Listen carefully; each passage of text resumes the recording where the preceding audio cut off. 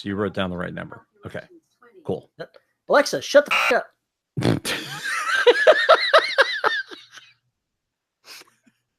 Right. Uh-huh. Sure. That's how AI is. Hello, everybody, and welcome to episode 545 of the Dead Robot Society. I'm Terry Mixon. Joining me, Paul E. Cooley. How you doing, man? It's Monday, part 2. Again, what's this Monday you speak of? Yeah. Don't ask. You don't want to know. If you don't know, not knowing is best. In ancient times, there were no Mondays. I disagree with you. I completely disagree with you. I think Mondays are a universal constant. I think no matter what species there might be in the universe, they all know about Monday. There's always a Monday. Every species has a Monday. If not by name. I think there's a story in there somewhere. If not by name, but by reputation, certainly. Does the black have Monday? I don't know. I don't think the black has a sense of time. It's kind of eternal in a way. I don't know. That's a whole nother conversation. That's a whole nother conversation we'll have to discuss at some point. Forget I said anything because I don't even know if that's correct. I won't know until I find out. How about that? There you go. That's a valid answer. Yeah. So even if it is, recovering from Monday, what have you been up to? What have you done? How many billions of words have you written? Uh-oh. I'm sensing trouble. I've pretty much written nothing. I've been working 12 to 14 hours a day pretty much on software stuff. So I haven't had exactly a whole lot of energy to do much else. But I see at least one tunnel has daylight. The other one, I still am not sure if it's a supersonic or light speed train coming at me. I don't know which. The other one's got daylight, though, thankfully. It's a lightsaber. You're about to be cut in half. Yeah. Uh-huh. So basically, it's I'm trying to get all this stuff done before Balticon. Ooh, that's a week from Thursday. That's not very far away. No, it is not. I am so screwed. Having just gotten back from the trip to Napa Valley, I remember how intimidating the getting the deadline for the trip was. Even though I was looking forward to going, I was like, oh God, travel. This sucks. It's never easy to travel. Well, it's always difficult to keep on your schedule. If you have one. I can't imagine. When I travel, I don't even try to write. That's crazy talk. I just go find space. I haven't been able to get out of the house because I don't have a laptop. So normally I would have picked up my computer and gone and done a lot of this work somewhere else. So why again don't you have a laptop? Did something evil happen to it? No, it's just fucking old. This is writing. This is a text editor. No. All the work that I have to do requires the computer. Oh, the work as opposed to the writing work. Gotcha. Right. Obviously, you needed to tell the investors you need a laptop. If I was out of the house, then I would take a lunch break and write. But it just doesn't happen. Anyway, enough of that. Got to get back to that. I owe a lot of people a lot of content, and I have to get off my ass and get it done. So hopefully I'll be able to make all that happen by Wednesday. We'll see. How about you, man? Things are good. Book 10 is out in audio. So that's good. Yay! More Terry goodness. More Terry goodness for your ear holes. Go listen to Veronica Giguere because she is much, much better at speaking than I am. That's not difficult. It's not terribly hard, but nonetheless, It's true. Yes, it is true. It is very true. God, is it true? I am at about 80,000 words in, maybe a little bit less than that. Maybe it's just over 70,000 words. I've got about maybe 15,000 words left in Blood of Patriots. So I'm hoping to have that wrapped up by the end of this week. Get it done. Awesome. It would be done because I'm traveling this weekend to go to my grandson's graduation. I'd prefer to have the draft finished before I leave. Otherwise, I'll have to jump back on it when I get back. Well, that'll be cool though. So where are you going? Waco. It's not too far away. Going to Wacko. Okay. I'll spend the time listening to more of the masterclass author stuff. I've almost finished going through the Neil Gaiman audio as I'm driving around. A lot of interesting storytelling stuff, but I suspect that I'll enjoy some of the other classes a little bit more. Well, I'm planning on. Well, I've already got those loaded on my phone. I'm just going to use the flight to listen to them. So that'll be the plan. Neil Gaiman talks a lot about being a storyteller. He's not a genre guy, so I'm looking forward to Dan Brown. I'm looking forward to James Patterson more. But I wanted to give Neil Gaiman the shot. I think I've got an hour and a half left of his to listen to. I'm almost done with it. I disagree when you say he's not a genre guy. He specifically said that. I am not making that judgment. He is. He says he writes in genre, he writes out of genre, but a lot of the things he talks about is not genre, and he is specific about saying that. Okay. All right. So I'm not trying to label him. I'm trying to pass on what he had said. All right. Fine. Your mileage may vary. I'll allow it. I'll allow it this time. So yeah, that's part of what I want to do while I'm on the plane. So I'll have time to do that. It'll be wonderful. Yeah, you're not going anywhere. If you're gonna be, in the middle seat, squished between everybody else, sitting there going. Yeah, I mean, if there were an empty seat on the plane that was next to me, I might pull out my iPad and write. That could happen. I thought I was going to write. I thought I was going to edit. Yeah, that didn't happen when I was traveling. I gave up on it. It's because you have no self-control and you're a slacker. Pretty much. So I just listened to audiobooks instead. Yeah. Oh, and I watched the Robin Hood movie from last year. It was just as bad as I thought it might be. There's a ringing endorsement from Terry Mixon. Oh, it was entertainment for what it was. But, when you have the guy with the repeating crossbows, that's bad. Those aren't real. God. I'd rather watch Robin Hood Men in Tights. That's right. I went there. Okie dokie. Since I brought it up, I would give it a 3. It wasn't bad. It wasn't great. If it's your thing, that's great. It was entertainment on the movie flight. It served its purpose. Aha. Well, aren't you all happy now? I am. I should have just listened to a damn audiobook and be done with it. Yeah, well, but you didn't. But I didn't. What else is going on? I've got, as soon as I'm done finishing this book and give it a read through, which will take another week, then I start writing one of the short stories that I've got due. I've been invited to another anthology. So I've got 3 short stories to write over the next couple of months. One of them is going to require a little bit of research. I've got to read some books to get more details about. Can't just write it because I don't have enough background detail yet. Immerse yourself in the verse. Immerse myself in a specific species in the verse. Uh-huh. The species is the theme. So Gotcha. I need to make sure that I have the species down with all of their quirks. I'm at least moderately familiar with the universe, but I'm not familiar with the species enough to feel comfortable. Okay, fair enough. Other than that, things are progressing on. I'm writing well. Me and Dragon are getting along for once, so I can't complain. Must be nice. You should try Dragon. Maybe one day. Might shock you. Might shock you. Doubtful. Very doubtful.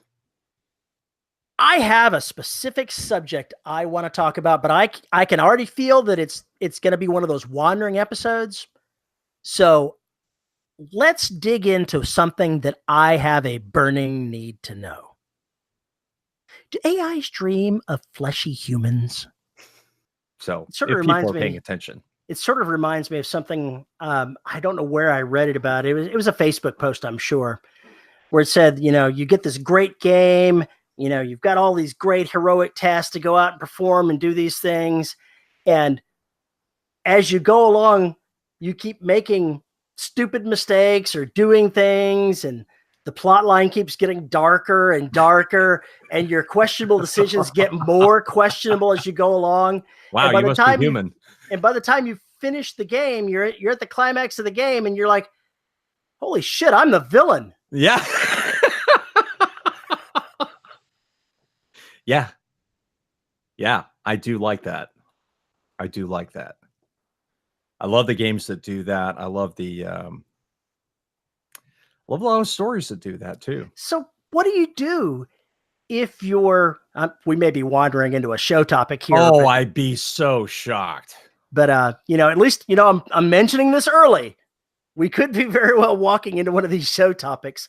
If you're going ahead and writing a story where the protagonist finds out that everything is not what they seemed, and they are working towards becoming the villain of the piece, do they just power through, or do they turn back? There's three choices there. I guess there's more than three. Like you said, do they just keep going on? Do they stop completely? Embrace the evil. Or do they stick around so they can sabotage it to go one way or the other? Expand on that a little. So if in politics, for instance. Oh, Jesus. There's no good in politics. This is all villains now. House of Cards is a very good example. Okay. That character does horrific things. Absolutely horrific. And that character knows he's the villain. He's the hero of his own story. He's the villain in everyone else's. And he knows this completely. He knows this. And while he's a shitty human being behind the scenes, and in real life, the legislation that he gets passed are all these really, really good things. So if you're the average person out there, you might think, yeah, he's a great guy, but behind the scenes, he's doing all this crazy, crazy ass shit. Flip it around. The person doesn't know that the legislation they're passing is horrible. They don't understand it or been given bad information. They find out. What do they do? That sounds like Congress now. No comment. Regardless, basically, the character can choose to start playing against the game or changing the rules of the game. The character can make that decision based on do they finally have that epiphany that maybe the goal that they're trying to get to is just, it's not the right goal, or it's the destructive goal, or that's going to lead to the very thing they're trying to stop. And how invested are they in this particular, problem? You can have two soldiers, one that believes in the cause and another one that doesn't. And they're going to react to things very, very differently. Talking about what you just mentioned right before you brought the soldiers in, that sounds like the basis of many political thrillers. Oh, yes, absolutely. Absolutely. But it pretty much applies to anything. I mean, if you've got a military outfit, and somebody realizes that the Sarge is up to no good and doing things that are just, atrocious, what do? That's a good point, but more likely, if you're looking at a military unit, you're going to find a special ops unit that's sent in for something, and the underlying facts of what they're doing are completely different than what they've been told. Right. Not by the sergeant, but by the people way up in the chain. One that violates international laws, one that violates all sorts of stuff, or, hey, we just wanted to kill this political person who's never been involved in terrorist, or say a Saudi journalist, for instance. Yeah, because that's never happened in real life. No, never, ever happened. So the character can have that epiphany and completely tilt.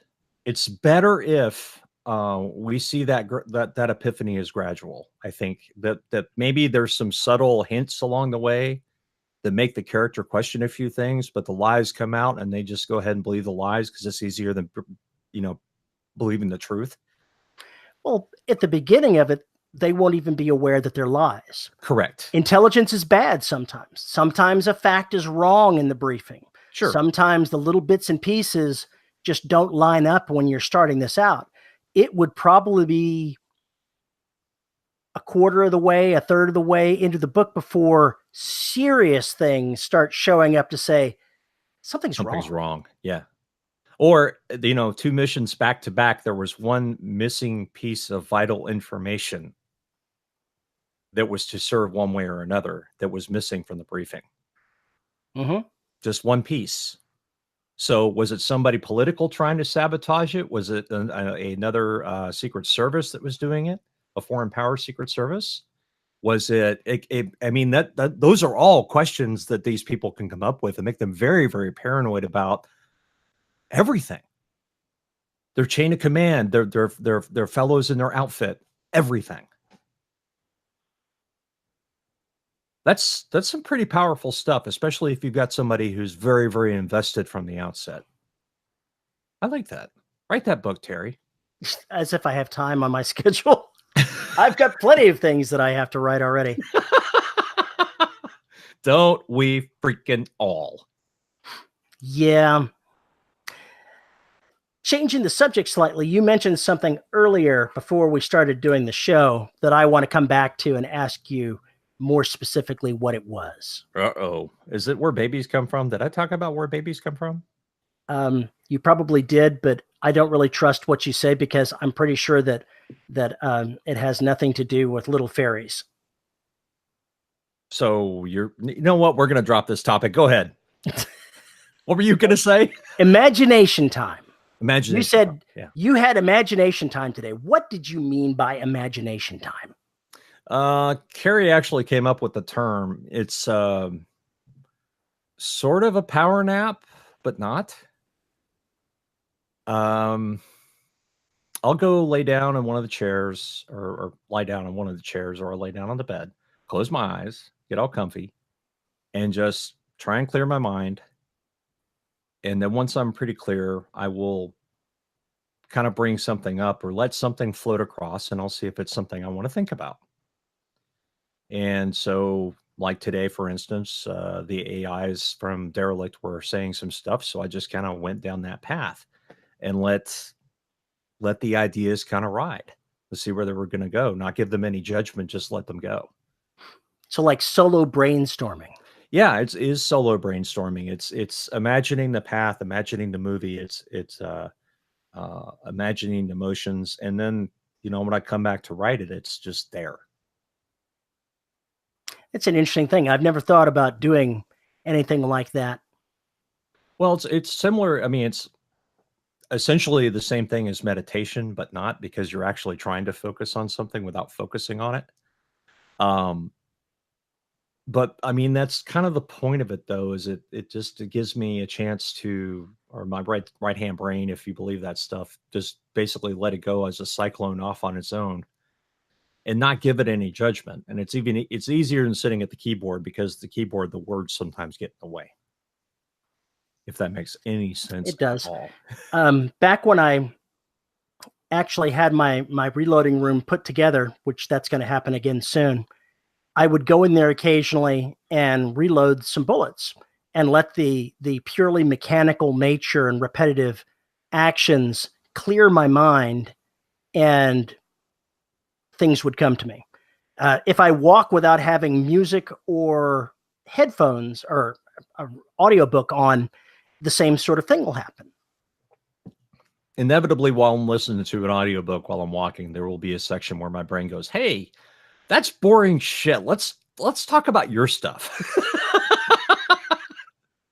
That never happens to me, but if I take away all the creative stimuli, then it happens. It's easier with ambient music, because it shuts down everything where there's no words, because then your brain just kind of focuses on the tones, and it just changes things. I think that's one of the reasons why I just have fallen in love with all these drone zone noise bands. My noise, it's your friend. Yeah, Impox is the shizzle. Anyway, that's another thing I will do, is I will turn that on during imagination time. So, besides imagination time, somebody could try something perhaps more formally meditative. Okay, like using music like that sitting in a chair, not the whole lotus position thing, but just sitting in a chair, dim the lights down, play some music like that is just very meditative, very drony, there's all kinds of music that works for the whole meditative experience. But rather than laying there and relaxing in bed, you could make it a more formal sort of thing. I don't know where it would work, but hey, I'm sure somebody does it. I'm sure somebody does. The music is an important part for me with Derelict Saga, with the Black Knight as much. I can't explain it. I don't even want to try. But to get in those spaces, I think a lot of my work kind of focuses on a piece of music, because usually there's one band that I fall in love with during a book. And I've fallen in love with certain bands multiple times across multiple books, but there's always a soundtrack that kind of starts to grow up in my head. So I just kind of go ahead and fill my brain up with it and see where it goes. And it works very well for getting me in the scenes. I go back and forth on music because I can use music when I'm using the keyboard. If I'm using Dragon, I can't. Right. Yeah. And even when I'm using the keyboard, while I enjoy having the music, I find that if I don't use music, I fall deeper into the story. So it's obviously eating up away at least a portion of my creative brain listening to the music. Okay, yeah, I could see that.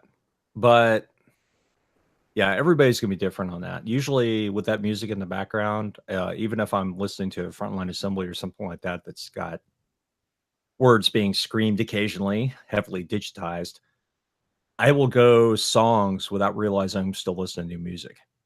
And my foot will be tapping the entire time. I'll catch myself doing it and going, what am I listening to again? Yeah, and absolutely. Everybody is different. Just because this is the way music works for me, absolutely does not mean that music works that way for you. You should try it. It may help ease the process for you. Right. Again, with the try something new. If it doesn't work, throw it away. Go back to I've had the love-hate affair. Well, not really love or hate.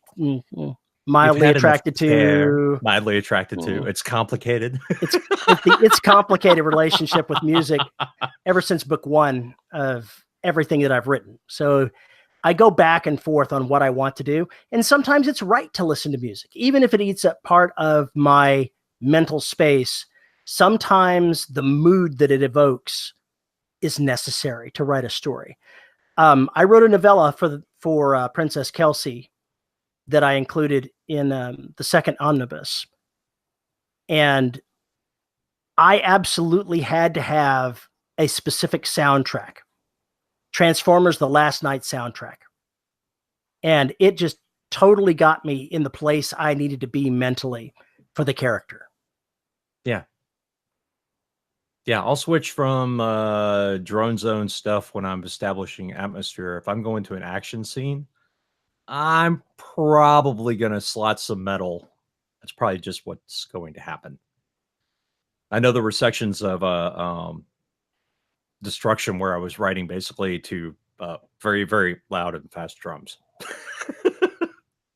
So, which of your book segments was written to bagpipe music? Because, we really need to know. I have never, nor can I imagine when I would ever listen to bagpipes while writing, unless I was trying to make sure I could describe them in the utmost detail, either from the wonderful point of view of a Scots person who just loves the pipes, or an American who's half deaf and doesn't need to hear goats caterwauling.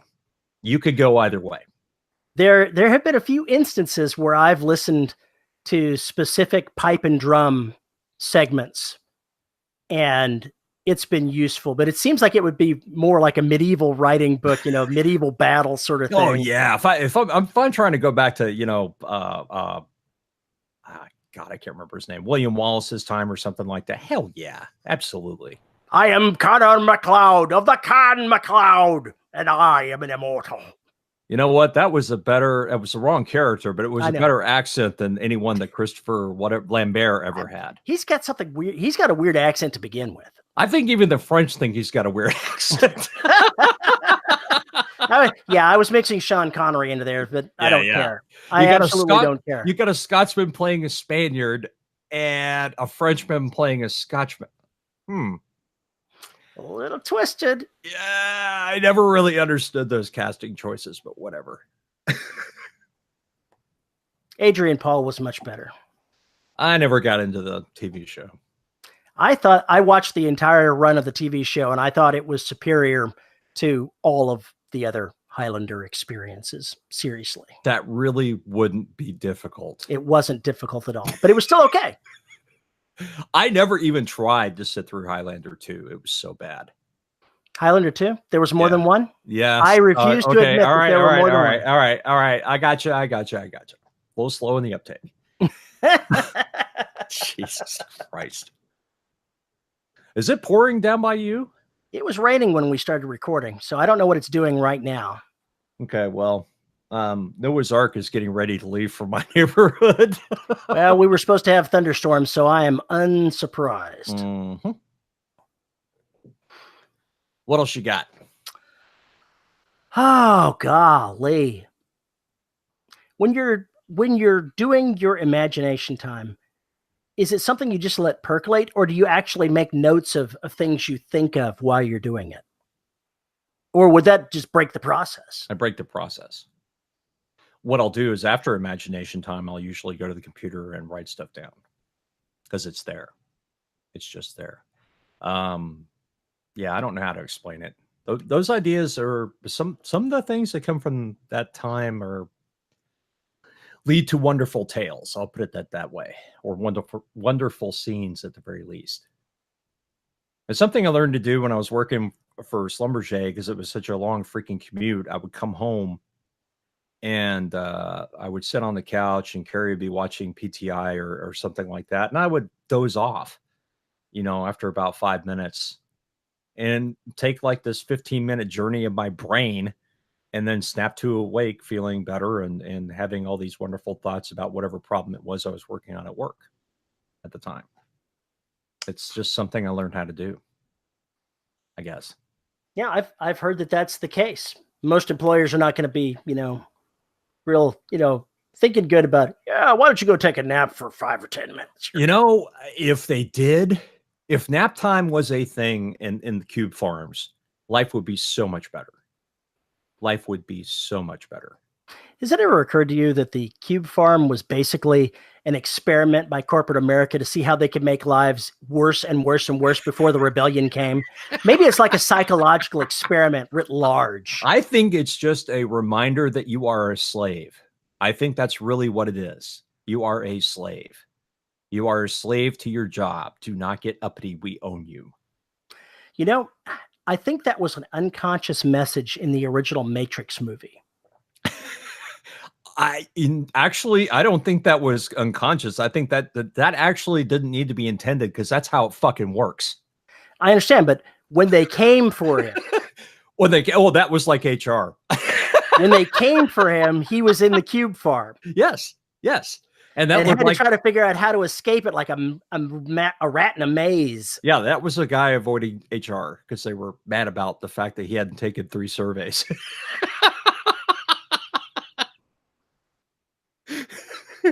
I just a little. But yeah, I think that was encapsulated in the whole thing because they were slaves to the machines and the machines were represented by all of that. So it was just a nice little allegorical or metaphorical message mixed in there. But yeah, it's nice when you could do that sort of thing and mix in layers of understanding that may hit some people later than others. Yeah. It is. It's just the war of when is it too subtle? When is something too subtle versus not subtle enough? Not subtle enough? No. Yeah. No. Yeah. You know what I'm saying. What was the movie that you had to wear the glasses in order to see the signs that say consume? They live.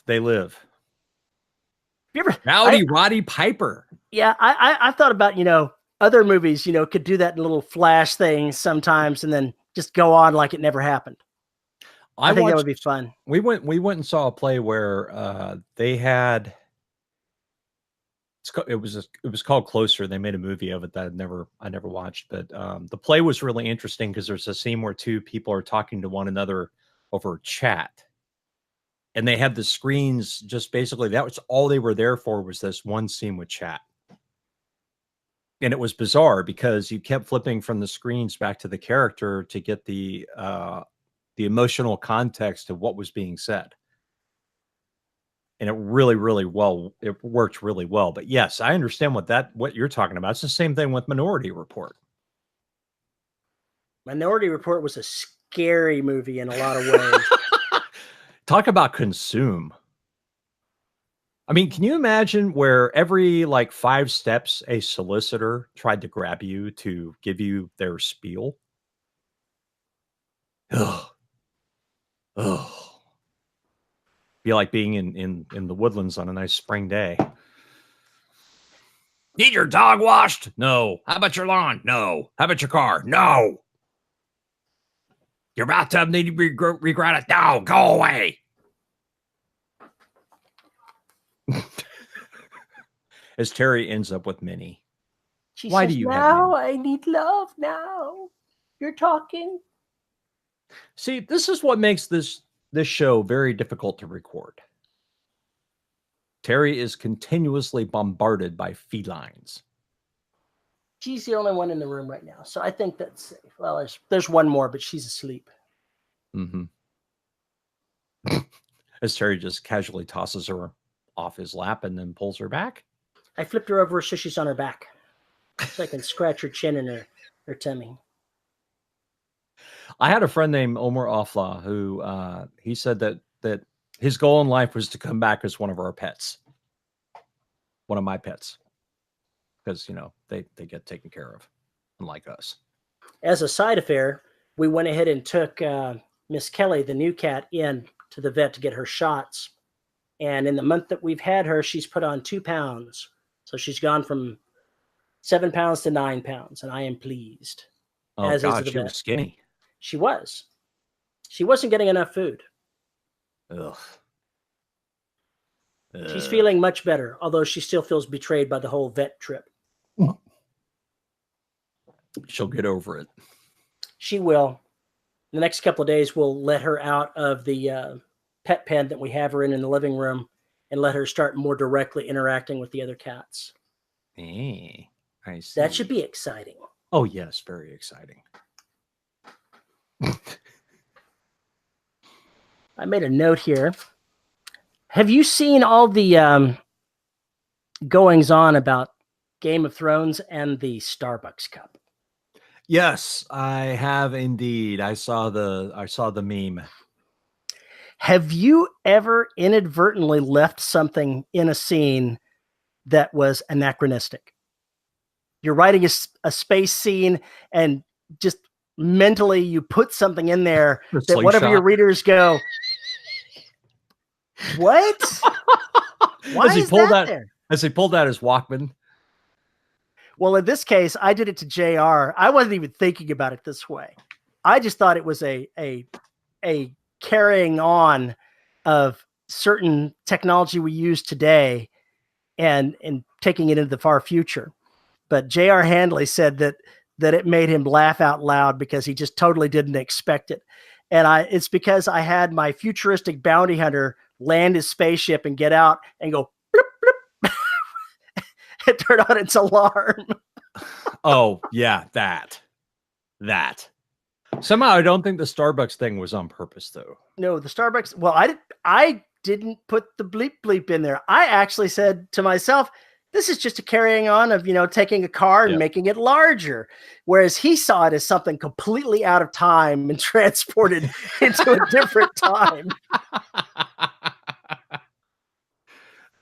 I think if you lay down those kind of Easter eggs or oblique references, some people are going to get it. And some people are going to be very, very confused. It's like anything else. I mean, Guardians of the Galaxy, great example. You got this dude in a futuristic everything, and then he's playing a Walkman. Yeah, that. It works. Yeah, they get to revisit a little bit of that footage in Avengers Endgame. I'm not going to give any details, but you get to see the whole Walkman thing again. Of course you do. You've seen it in every movie he's been in thus far, I think. Well, this is an extremely minor spoiler. Extremely minor. It's observing him as he's doing that initial scene and dancing through that cave from somebody outside. So they're seeing him dance with no music. And he looks like an idiot. And I'll be dancing with myself. Right. Gotcha. It just reminds you that, you singing in the shower is one thing. Anyone hearing you sing in the shower is totally different. Yeah. When you're singing in the shower, you're a rock god. Or you're playing air guitar or air drums. Oh, I'm the best. I'm the better bassist than Geddy Lee. Yeah, right. You look like a complete idiot. Seeing that scene, first seeing Guardians of the Galaxy and seeing him in that scene, and then seeing this other one with a replaying of that very scene with no music and other people's thoughts of him while he's doing it. It just brings it really home to me that you can tell the same story from two different points of view and really hit all the same facts and come out with a different conclusion. Oh, absolutely. And that's part of the fun of having multiple characters, because you can totally weave that in and it works really well. Gone Girl is a very good example of that, where two characters will see and hear the same thing and get completely different interpretations. Sometimes on purpose, sometimes not. That's what makes that book fun. Really enjoyed that book. Have you ever tried to emulate that kind of behavior? Oh, not intentionally, not yet. No,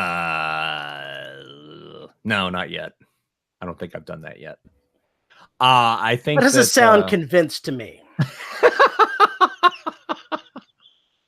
I don't think I've done that yet. I don't think I have. May have. Well, yeah, yeah, evolution has got some of that. People remember things a little bit differently. And that kind of helps things to move along and adds what is the real answer to all of this. What did you crazy people see versus what really happened? Or what really happened regardless of what you think happened? That stuff is fun. Get a character to start questioning their reality, and you've got a very fertile place to play. Yeah, that's so your character sitting there going, what? What? Huh? How'd that get there? Yeah. There's been a few scenes where I've read back through a book that I finished and go, what the hell was I doing here? What does this even mean? What kind of hook is this? Where was I going? Yeah, when you go back and edit, I usually can tell when a chapter is going there, because I'll go back and look and go, no. And this goes into I have a folder for all this jettisoned crap for each novel. So that's where that goes. I don't delete it. It doesn't go to data heaven. It just gets relegated to the bin where it will lay for all eternity. Unless I'm really stuck on something and need to go back and look for an idea, which I haven't had to do that yet. So you should go ahead and you should have a little compilation of what if scenes. Put a little book together of if this character had accidentally done this instead. Yes, if they'd done this like they said they were going to do, there wouldn't be a book, because everything else would never have happened. Or it would be so much worse. Or it could be so much. Well, I keep thinking about you, Terry. Whenever I'm dealing with or thinking about book 5, I keep coming back to that where you say you just make it so much worse. Both for the Black and Derelict. I talk the game, but I never actually do it. No, you don't. You're such a wuss. You just don't do it right. It's true. You're too nice to your characters. You need to be more evil. You need to find your inner Cooley. They should let me direct an episode of Game of Thrones. Oh my God. Everybody would have cupcakes and tea at the end. It'd be more like My Game, A Little Pony. Ooh. Okay, that was good. I can't fault that. That was a good reaction. Oh man.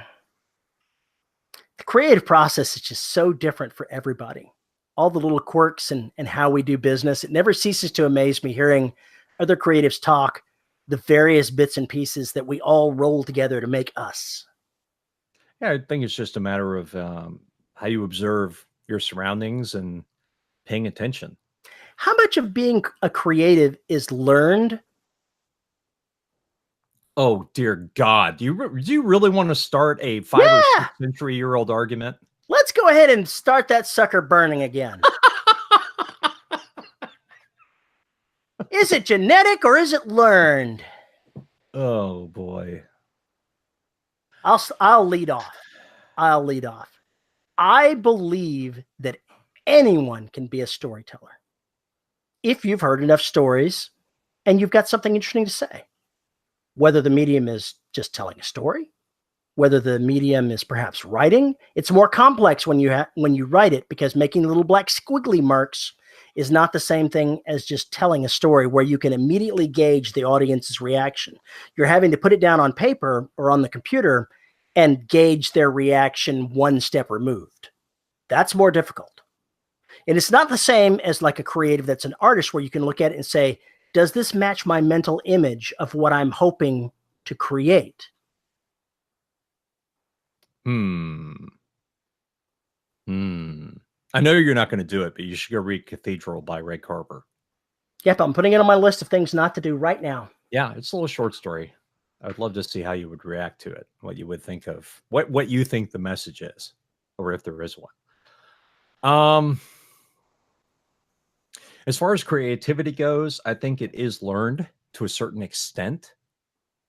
And what I mean by learned is not that somebody teaches it to you. It's learning by watching, by doing, and by being allowed to have an imagination, by being encouraged to play, by being encouraged to look at possibilities, by not being ruled by just a system of rules, not living your life by rules, living your life by choices. We've went back to the drones in the office farm again. Yeah. Yeah, we've gone back to there. If you're allowed to dream, you're creative, but you have to let yourself dream.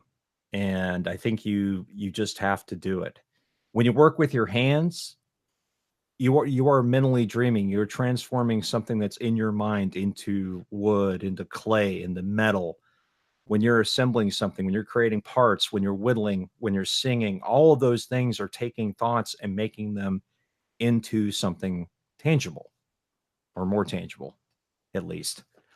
That's just the way it is. And people who say they don't have a creative bone in their body, it's bullshit. It can be true. Physically creative work is different than mentally creative work. And what I mean by that is, if I tried to create a piece of art, hell, if I just look at art, I am so overly critical of the flaws in it, the things that are human, that are mistakes, that are not to my own taste. I'm so critical of it that I could never create something that is art in a physical sense without being disgusted by it. I just do not have that capability in me. I can't get past the limitations of myself to see that as being okay, that it doesn't have to be perfect. There's a kind of perfection model in me with physical things. Weirdly, I managed to avoid that with storytelling in the written form. And I'm not really sure why the two are different. I was just going to ask you why, if you had an inkling why that was different. I'm I have no clue. I remember looking at pictures of bracelets and pendants and that sort of nonsense from the Roman era, and looking at it going, I know that this is, artistic creative work, but it looks so primitive, so not what I was expecting with, that sort of thing. And it's got to be a taste thing for me. It really does. What are you laughing about? Oh God, my wife and I went to trust me, this is not a complete segue, not a complete detour. It was actually the Tutankhamun exhibit when it went through. Okay. It wasn't Roman, it was the Egyptian stuff. Okay. I was just thinking to myself, we walked at the door and we turned around and got the fuck out of there without even walking in. It was like Louis Shank's Furniture or something like that. And we were looking for a couch, and we got up there. We had no idea what we were walking to. Carrie stops, looks, and she goes, holy shit, this is where all the nouveau rich shop. Because everything was gaudy, just basically there to be a fucking eyesore to say, this is how goddamn rich I am. You should have went through there and got pictures. Oh God, it was so fucking ugly. I'm afraid they'd break the goddamn camera. Basically, you could post it on Facebook, this or this, and have people go, none. It's the old joke about new money versus old money. Old money's got class. New money's got attitude. I can sort of see that, but I'm unconvinced. That was a phrase that came up maybe back in the 20s or the teens. I doubt it applies today because they're pretty much all assholes. Anyway, so where was I going with this? Ugly furniture. We're talking about nouveau riche, for instance. If it had been Roman, for instance, and it wasn't smithed very well, then it probably came from somebody who had a hunk of metal but didn't have the money to pay somebody to do it properly. Or it was left to be gaudy that way, my dear Terry Mixon, just to show off how goddamn rich I am. I guess that is possibly true because I just don't get that behavior. I've never been rich, so I really don't know. I've never associated with anybody that's rich, so I don't know. Anyway, so it is one of those things where you can really tell that about a character too, and how they dress. If I have to have whatever the latest haircut is and decked out and shit, I don't know, Armani casual wear, I'm a douchebag. That's just the way it is. I'm a douchebag. It's like I forget which politician was. I think it may have been one of the presidents that stopped an airplane so that he could have a haircut out in the airplane on the runway. Oh, surely that was Jerry Ford. I'm pretty sure it wasn't Jerry Ford, but I have no idea who it was. It may have been John Kennedy for all I know. Or Nixon, who knows? Wait a minute. Nixon have enough hair for a haircut? I'm not really, well, I think he did have enough hair for a haircut, but I'm not sure that was really his thing. No, they had to fight to get him to do makeup after he lost the first presidential debate when he ran for president against Kennedy back in 1960. That was a big deal. They say that's why he lost, because on TV he looked wretched. Guess what? He always looked wretched. Yeah, it's just that people didn't have enough TVs before then to see how wretched their politicians looked. Yeah, there you go. That's exactly right. I'm looking it up now because I must know. No. Another pause in the action while Terry goes and Googles. The story is that it was Bill Clinton. Okay, I could see that. Whether or not it's true or not, I don't know. Let's see what Snopes says. What does Snopes say? They say false. Aha. But the story is still, out there. It doesn't really matter if it's true. It gets into the public consciousness and it's there anyway. Yeah, once it becomes a meme, it's pretty much all over. And that was a mistake. I just killed my Wah, wah, wah. There, that's better. Okay. I put one computer to sleep because it was making too much noise, and that was providing the majority of the light. Sorry about that. Anyway, that notwithstanding. It's fun to take characters and push them a little further along than perhaps you feel comfortable doing. Having them do things that other people and characters will be giving the side eye about. Like stopping air traffic to get a haircut. Yeah, or in the middle of a desperate chase, somebody pulls over to get a pack of cigarettes. That would be awesome. Or goes to a drive-through in the middle of a chase. Somebody who's got their priorities way out of whack. No, they could go ahead and play it off. We're hiding out in here while they run around. And I eat my Big Mac. DRS is not supported by, yeah. We are not endorsing McDonald's. Now it's too much light. Gee, many Christmas. I can't win. Anyway. You're like a vampire. You know, you can't have too much light because you'll just turn to ash right there on the spot. You know, there are pictures out there of me in sunlight. Not good pictures. Photoshopped. Yeah, photoshopped. I don't photograph well. I don't do anything well. Oh, crying out loud. I can't even operate a freaking computer because I have two different computers. It's confusing. I don't want to. I would hate to admit to you how many times I've been in the middle of a code project and switched over back to the Mac and have Scrivener open and start typing. And it's in the other program. Yeah, it's in the other program. Yeah. When I had two computers sharing monitors, I did that all the time. Yeah, it's kind of a pain in the arse.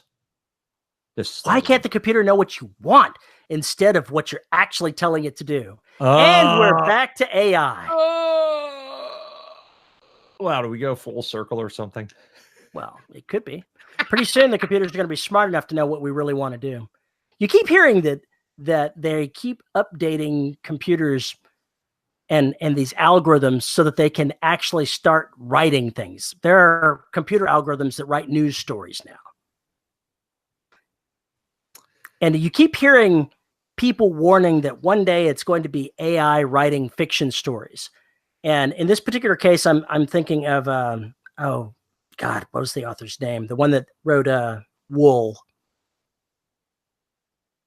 Hugh Howey. Hugh Howey.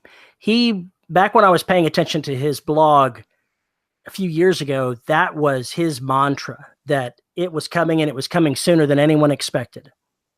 I remain unconvinced. I remain unconvinced too, for a variety of reasons. One of which is that all the algorithms I've seen thus far are really more of a matter of slicing and dicing existing works and coming up with a pattern. And a pattern is not invention. True originality requires understanding the stories that you've read to come up with the tropes and the beats that you're putting into a story. I'm not convinced at this point. Hell, for the rest of my writing career, I'm pretty well convinced that we're not going to have AIs capable of even writing short stories or even scenes. Now, what I do believe is going to happen is somebody is going to try and make it work. Oh yeah, I believe that's already happening. On a large scale. It would not fucking surprise me if some douchebag at one of the publishing houses go, yeah, we'll make all the money. We'll just fire all the writers. Yeah, fuck you. That's not what it's going to be at all. It's going to be some guy in Bangladesh that wants to go ahead and put 3 million books onto Amazon. Yeah, you're probably right. That's how it will. And nothing against Bangladesh. I just picked a random place to put somebody. I don't really know anything about Bangladesh. Could be in Kalamazoo, Michigan. Somebody somewhere is going to go ahead and decide that they're going to have an AI just write these wacky stories, whether they're any good or not, and they're going to just pump books out onto Amazon. Yeah, and that's going to be interesting to see how the marketplace responds to that. But like any other technological thing, even leaving aside the scammer nature of that, when AI writing does get to the point to where it can write a story that makes sense, may not be entertaining, but even makes sense, there's going to be a reactionary pushback by everybody that currently reads going, I'm only going to read human authors. you think I'm joking? I'm being honest here. No, you are absolutely right. And there are certain religious sects that are going to ban the reading of AI created fiction. Oh yeah, that's a given. Or anything that's else. Absolutely a given. But if you look at the way society reacts to any innovation and the immediate pushback against it, while it may be technically possible to do AI writing, I just don't see it catching on in a way that's going to work out for as long as I'm actually still writing. Because even if it's any good and they try to hide the fact that they're an AI writing, there will be these roaming mobs of people with pitchforks and torches hunting down AI writing and literally burning that particular author's profile to the ground. I think it's much more likely that we will have an advertising strike. An advertising strike? I think that's the first place AIs are going to be used for script writing. Think about it. Here's the reason why. They know all the elements. There's very little dialogue involved. Usually it's about the same as a back cover copy for a paperback. Just think about it. Have you seen the funny advertising memes that they put out there? These like advertising scripts that are purportedly written by AI, but they're not. They're written by human beings that just take it way too far and intentionally just muck it up. Great. They become a human Zork engine. Gotcha. No, they're really amusing because I'll have to see if I can find some for you at some point. I haven't seen any recently, but they are hilarious. I mean, it's like, I can't even describe it. It's like Bizarro World for advertising. Okay. Don't they have an entire category for that? The Clios? Clios? It's possible. Is it the Clio Award? Somebody correct me on that. Whatever the advertising convention is. Surely somebody's got the worst commercials. A worst commercial award. A raspberries for commercials. I would put quite a few Old Spice ones in there. Then again, the advertising worked because I remember them. That's how it works. That's how they get you. To consume, consume, consume. Was it Mel Gibson that always had to buy in the Conspiracy or whatever it was called, that always had to buy a copy of Catcher in the Rye, was compelled to buy a copy of the Catcher in the Rye every day? I think that's what it was. Terry, are you even still here? I am. At an article talking about Burger King's AI written ads are beautiful disasters from last year. Okay. And this is not one of the ones I was thinking of. Here it is. Remember when someone forced a bot to watch 1,000 hours of Olive Garden commercials? Let me see if I can find that, because that's the one I'm thinking of. I'm going to that article. Oh, no. The scene opens with a group of friends meeting at Olive Garden for dinner when a waitress delivers, quote, what could be considered food, end quote. Food includes pasta nachos that are, quote, warm and defeated, lasagna wings with extra Italy, and unlimited stick. The waitress and the rest of the friend group completely ignored friend 2, who declares, I shall eat Italian citizens. Instead, the waitress breezes past and tells the group that Olive Garden's unlimited stick is infinite. It is all, she says ominously. Then a scripted voice, then in what the script calls a, quote, wet voice, the announcer says, Olive Garden, when you're here, you're here. Olive Garden, when you're here, you're here.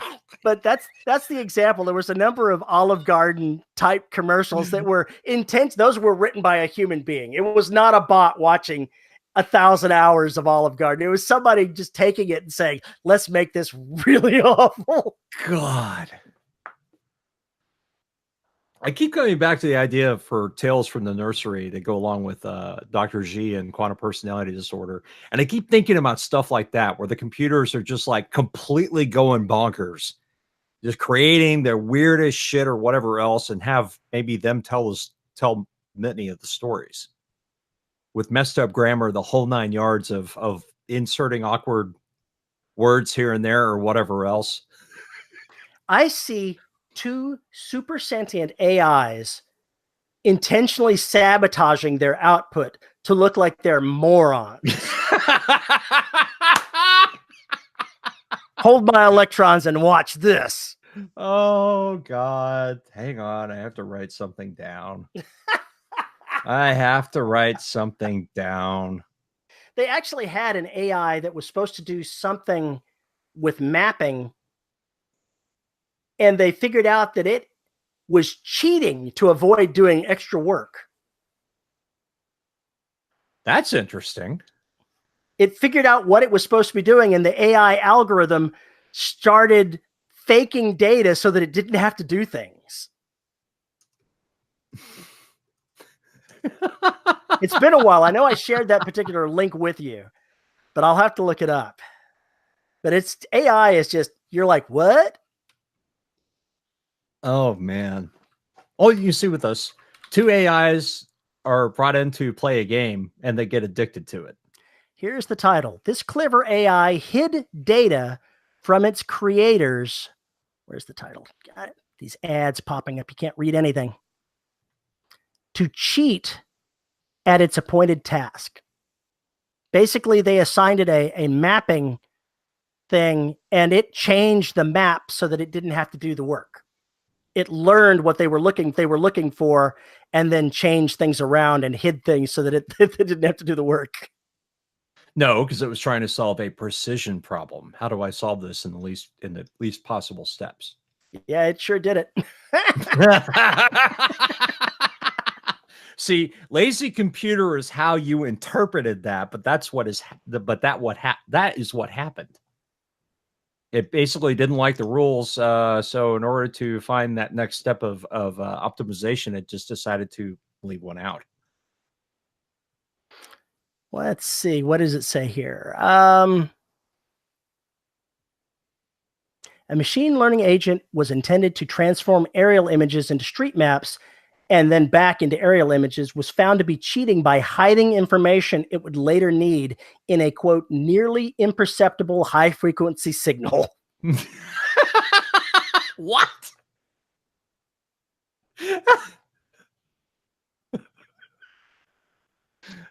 I don't know whether to call bullshit or be happy for the computer. I don't know which to do. It's in TechCrunch, so it's not fake. It's real. I'll post this link to you so you can look at it later. There you go. Oh, that's just obnoxious. But yeah, I remember seeing this the first time around and I sent it your way along with undoubtedly a billion other things that I've sent your way because I thought it was hilarious and you'd get a kick out of it. What do you think about androids? Define an android. Well, an android is a robot essentially that looks like a human. Does not look like a little drone wandering around. Well, if you want to know where that's going, you just need to look at the Japanese sex robots. You think I'm joking, but I'm not. Don't go to realdoll.com. Anyway, that's the bleeding edge. If you'll forgive, if you're under 18, phrase. Definitely don't go there. Yeah. Pardon you. Yeah. So I'm just trying to bring up the fact that if you play some of these games that have come out recently, or even think about some of the movies that have come around, you have kind of 2 different ways to do it, which is the androids. Well, 3. The androids are accepted as being peers. The androids are seen as creepy interlopers, maybe, or creepy servants. It takes people a while to get used to, or people are going to be very afraid of them, I would think. I suspect people's, and me personally, there was a series on a while back called Humans that my wife watched that had androids that were servants that basically looked like human beings. And I don't personally have an objection, but when you start getting something that looks too human, then you start thinking of it as human. And that opens a whole different can of worms. Do you worry about abusing your toaster? No. If you have a robotic android that actually looks like a person, that's a different matter, isn't it? Does the general public get all pissed off when you take and beat your android? Depends. If you think about Altered Carbon, the fact that they were basically putting people in synth suits so they could do horrible things to them. Yeah. Yeah. The future can be a dark place, my friend. Abso-freaking-lutely. Reason why I brought up androids is there is that uncanniness that you will see. Like if you've ever been in one of these department stores when they're locking up and closing out the lights, the mannequins look super fucking creepy. And in the light, they don't look all that human necessarily, but in the dark, in the shadows where the light isn't there, they take on a rather ominous appearance. I can't fathom meeting a quote unquote human, android that looks even remotely like us and not being creeped out. I have a hard time thinking that I wouldn't be creeped out by that. A term went by my brain and I didn't write it down when it happened, but there's a place where something becomes close to human, but not quite human. The uncanny valley. The uncanny valley. I couldn't remember what I remembered valley. I couldn't remember the other. When you start getting androids that fall into the uncanny valley, that's going to be uncomfortable. Oh yeah. Oh yeah. And I think that's the place to play. That's a very good place to play. Now imagine your department store after hours, like you say, if the mannequins aren't stationary, if they can walk around. Oh, fuck that. No. In the dim light, walking around. No, you do not talk to a horror writer and plant that shit in their head. You just don't do it. Here's what you do. You've got these mannequins that can move. You put them in the front part of the store where people walking by the store can see it, but there are cameras facing outward and it's paying attention. If somebody's looking at the window, they don't move. If they turn their head away and look back, they've moved a little bit. You tell me you've seen that episode of Doctor Who. I have not. Blink. I have not. Go find it. I'm serious. Write it down right fucking now. Okay. You don't even have to like Doctor Who. I have nothing against Doctor Who. It just never got into it. Go see Blink. All right, I've written it down. I'm betting our comments are going to light up with people saying, "Yeah, go see Blink, you bastard." It's amazing, absolutely amazing episode. It will really make your spine tingle. Okay. Another thing that I was thinking about when we were talking about this is deep faking. You're familiar with that, right? I told you about it. It's where the AI online is able to make humans so lifelike that you can't tell that they were constructed by an artificial intelligence. Okay. All right. Specifically, they've been adding people's faces to porn. Oh, yeah. Mm-hmm. But in this case, I saw an article just a couple of days ago from a Japanese company that had their algorithm, a pair of AIs, taking bits and pieces of human beings and putting them into an image for doing fashion model type stuff. And the goal was one AI would do something, and then if the other AI said that's not a human being, then it would try to outdo the first one to the point to where they couldn't tell if it was human or not, the AIs. And it was spooky shit, because the models, even though they were obviously computer generated moving around, they could have been human beings. They could have been a human being and I would never know. They could do that for still models now.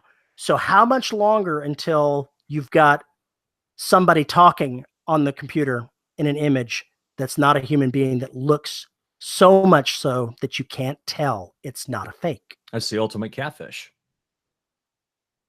You talk, the computer changes your voice. The face is something else completely. Poof. Yeah. Total fake. I see that coming in 15 or 20 years, maybe sooner. I see it coming when Siri or Amazon Echo or whatever it's called, or any of those damn things start telling you about alerts. like national emergencies or things like that, because somebody get in there and create a hack and fuck up a lot of shit Hackers gotta love them. without firing a bullet and without throwing a punch. It can cause complete meltdown on a community. We're coming to that point where it's going to happen. It's going to happen. It is going to happen. So yeah. Well, I There's think plenty of shit to scare us that's available in 2019. We don't even need to go to 2050. What you should have said is, how long before we have Terry Mix and David Wood porno? Well, you know, the sex tape is already out. Thank Christ I haven't gone searching for that. Anyway, you know, instead of a spam folder, I need a folder that says, "Dear God, no." a brain bleach folder. Yeah, brain bleach folder. I'm gonna dip this in brain bleach for the next 6 months and see if it's any better when I go back and look at it. Sounds like some of my story ideas. Yeah. Many of your brainstorming ideas, that you impart to me and say, you know, Paul, you should write a story about X. Yeah, where's that bin? I'm just here to help. You're just here to hinder, man. Get over it. Nah. Admit you have skills. Just admit it. I have mad skills. Oh, yeah, you're a diva. And on that note, I think we probably meandered our way through this entire episode talking about whatever came to our minds. It was whatever fun.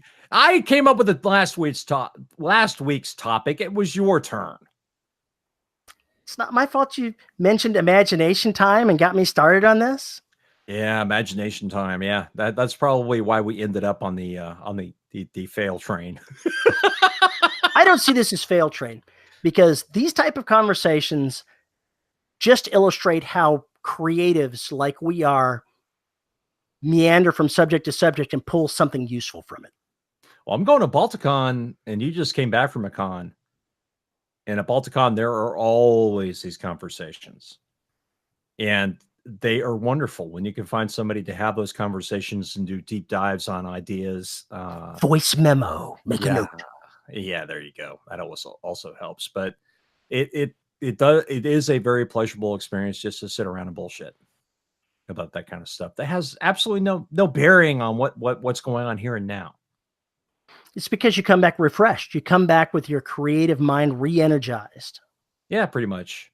But I think everybody should do that every once in a while. Just start a conversation with what if, and then move on from there.